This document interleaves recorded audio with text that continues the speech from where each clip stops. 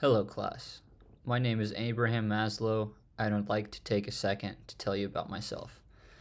Many people believe that I died back on June 8th, 1970, but clearly I'm still alive. I was born in Brooklyn, New York in 1908. My parents moved from Russia as Jewish immigrants to New York shortly before I was born.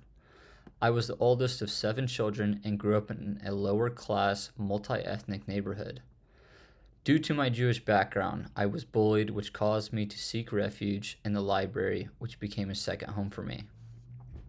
I went to the boys' high school where I was extremely plugged in and was a member of many academic clubs. I started out taking legal studies at the University of City College, New York, but quickly dropped out. Later, I went on to study psychology at the University of Wisconsin. There, my field of study was experimental behaviorism and later got my master's in psychology in 1931. For 14 years, I worked at Brooklyn College, which gave me the freedom to experiment with psychology and teach. My 2 mentors, Max Wertheimer and Ruth Benedict, had extreme influence on me and inspired me to do research regarding mental health and mental potential. In 1943, I proposed my infamous theory, hierarchy of needs, in a paper called A Theory of Human Motivation. You should give it a read.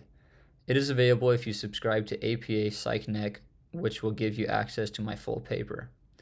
I was later appointed as a professor at Brandeis University in 1951, which is located in Massachusetts. In my later years, I moved to California and became a resident at the Lawlin Institute.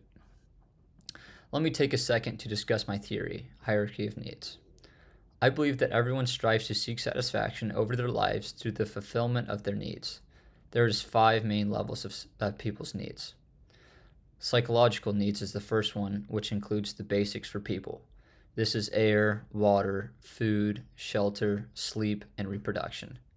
Next is safety needs. This includes security, having a job, the necessary resources, and health. The third one is love and belonging. This would include connection, family, friendship, and intimacy. Number 4 is esteem. This has to do with people personally. How do they feel about themselves and the ones around them? This includes respect, self-esteem, status, freedom, and recognition. Lastly, self-actualization is reaching your own full potential, which I believe very few people did in their lifetime. As people climb the 5 levels of needs, they grow their potential as a human being. I phrase self-actualization as the full use and exploitation of talents, capabilities, and potentialities. Another key aspect of the 5th level is that self-actualization is not a destination, but is an ongoing process. Personally, I believe that self-actualization requires a few key characteristics that include self-acceptance, spontaneity, independence, and the ability to have peak experiences. Others believe that my hierarchy of needs can also be in 8 sections, which are psychological, safety, belonging and love, esteem, cognitive, aesthetic, self-actualization, and transcendence.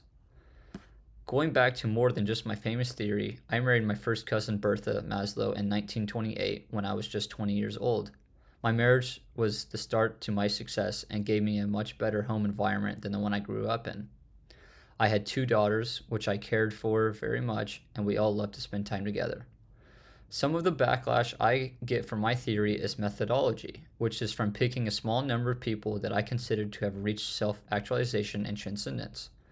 One of the people I considered to have reached this point and studied myself was Albert Einstein, who reached his full potential. I know myself that my theory needed help, and I expected others to finish what I had started once I was no longer around. I will leave you with the idea of trying to maximize your potential the best way you can. Like I said, there is never a destination, but the continuous self-education which will help you reach your potential. I am not known as the father of American humanism for nothing, but I hope you carry my legacy, and thank you for your time today.